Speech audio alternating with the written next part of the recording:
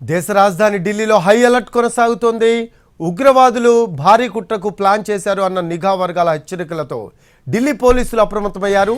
దసరా దీపావళి పండుగల వేళ ఉగ్ర దాడికి కుట్ర పన్నినట్టు హెచ్చరించారు. విదేశీ పౌరులను రక్షణ కవచంగా ఉపయోగించుకునే అవకాశం ఉందని అంటున్నారు. కొన్ని దేశాల ఎంబసీలను ఉగ్రవాదులు లక్ష్యంగా ఎంచుకున్నట్టు సమాచారం.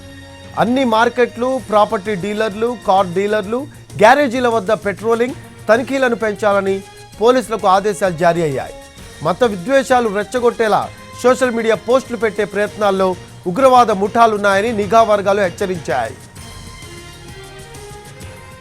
దీనికి సంబంధించి లేటెస్ట్ అప్డేట్స్ మా కరెస్పాండెంట్ రాజు నడి తెలుసుకుందాం. ఢిల్లీ నుంచి లైవ్లో అందుబాటులో ఉన్నారు. రాజు, దేశ రాజధాని ఢిల్లీలో హై అలర్ట్ కొనసాగుతున్నట్టు తెలుస్తూ ఉంది. ఉగ్రవాదులు దాడికి భారీగా కుట్ర చేసినట్టు మనకి సమాచారం అందుతూ ఉంది. దీనికి సంబంధించి లేటెస్ట్ అప్డేట్స్ ఏంటి? ఎస్, నిజంగా రఫీ, ప్రపంచవ్యాప్తంగా కూడా ప్రస్తుతం జరుగుతున్నటువంటి కొన్ని పరిణామాల నేపథ్యంలో భారత్లో కూడా ఖచ్చితంగా ఇక్కడ ఉన్నటువంటి భద్రతా బలగాలు అప్రమత్తంగా ఉండాలనేది స్పష్టంగా అర్థమవుతుంది. వాస్తవానికి చెప్పాలంటే కొంత ఏదైతే దసరా దీపావళి సమయాల్లో జనమంతా కూడా రిలాక్స్డ్గా ఉంటారు.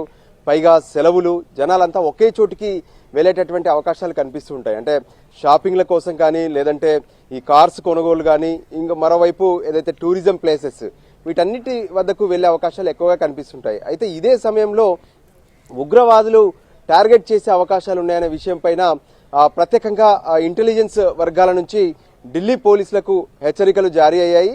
ముఖ్యంగా మతపరమైనటువంటి విద్వేషాలను రెచ్చగొడుతూనే మరోపక్క విదేశీ పౌరులు, అంటే దేశ రాజధాని ఢిల్లీ అనగానే వివిధ దేశాల నుంచి వచ్చేటటువంటి టూరిస్టులు ఢిల్లీలో ఉంటారు.